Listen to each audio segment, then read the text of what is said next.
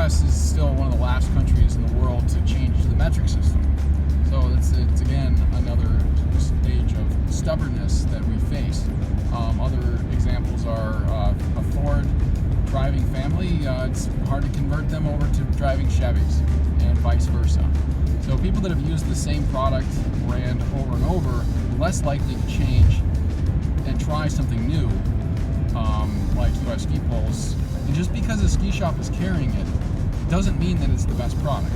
It just means that they've got their way into the ski shop. And we've been blocked by many ski shops only because they've already had years and years of relationship with existing brands. We can offer them the only and first ever US made product in this product line.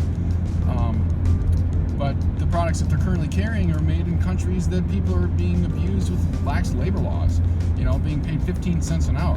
Who believes that's really respectful and deserves a supportive purchase?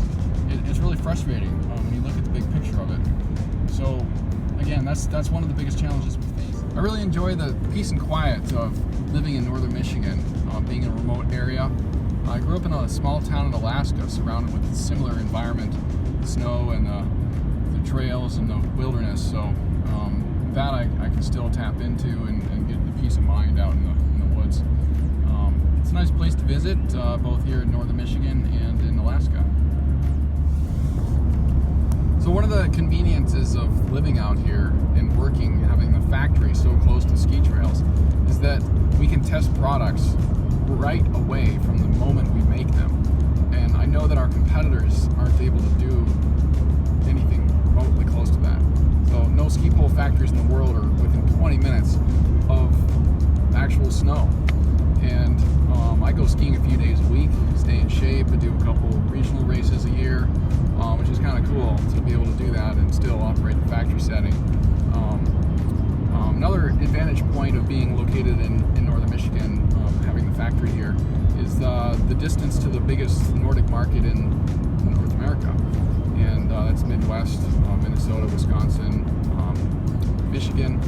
And it's a day's drive, but it's doable, and it saves money with flights and whatnot. But it's a little bit hazardous in the wintertime with the high winds and the snow that we get up here. But overall, it's a much more convenient factor to have our factory located in the same realm as the conditions that we're making products for.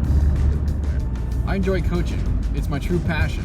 I also have a degree in it, but I've been contacted by multiple professional athletes from a variety of nations. Most are dual citizens with the United States, so they live here. Makes it easier and more convenient to work with. But being close to the factory, working there every day, it gives me a little bit of a break and keeps me in tune with the latest events and going to FIS events like the World Championships and the Olympics, which I enjoy doing. They all have an underdog story to tell, which is part of my story, and I love working with them to help enrich their growth as a person as well as an athlete. So they're also not afraid to go up against the world's best, and I love to help them qualify for those goals and see them achieve them. It's really quite enriching. Our competitors are huge, well-funded conglomerates with European or Scandinavian companies with deep financial pockets. They've all shown they're ashamed of where their products are made because they don't put the origin on the products that they make. And that's really the truth of it.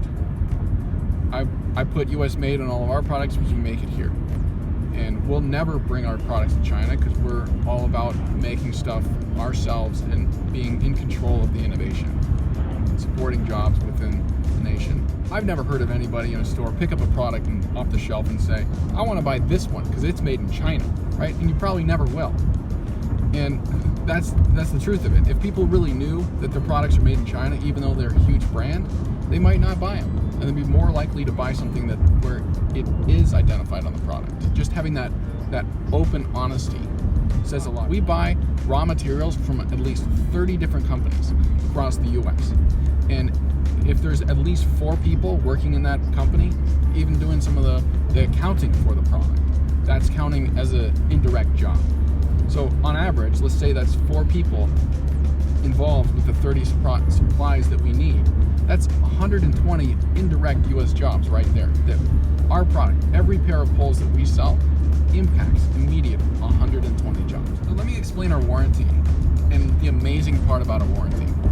So we have a 2-year warranty. We're the first ones to establish a 2-year warranty on ski poles, period, worldwide. Can you believe that? And since then, our competitors, who have some of them been in the market for over 80 years, they decided after 2 or 3 years of us being in the market here to change their policy to offer a 2-year warranty on poles over $150. So that tells me right there that we're leading the market. And also how we measure our poles and advertise our poles. From day one, we started with the entire pole, not just the shaft by itself, but we measure it and weigh it with all the components on it.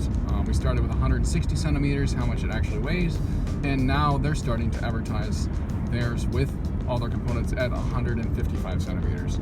So I bet if we dropped our length weight to 150, they'd go 145. And I'm gonna explain something here that most people don't really know, but even the US ski pole company, based here, made here, we get bullied by products that are made in China by our bigger competitors. So let me give you an example. So we have a ski shop that carries our product because we're US made, but they have a 30-year history with our competitors. And then our competitors go in there and say, if you carry US ski poles, we're not gonna honor you the discounts we've given you in the past. We're not gonna sell you this, we're not gonna sell you that. And that's really illegal. So I filed federal prosecution several times, and with enough paper trail, enough damage to our company financially, then they'll take action against them. And it's unfortunate we have to do this, but it's the truth and it needs to be done. We're doing the right thing, and we're getting penalized and we're losing accounts in the US. How American is that, to have reps and sales managers pushing our US made products out to push Chinese products in? We're fighting against that for the right reasons. So when it comes to a marketing budget and getting the exposure that we really need, it's one of the downsides of being located in such a remote location of northern Michigan. We've never really been able to show and expose the great innovation that we've developed. And we've got some new ideas that we'd like to bring to the table, but without a bigger budget to do the marketing and advertising, getting in magazines, websites, and things like that. We'll always just be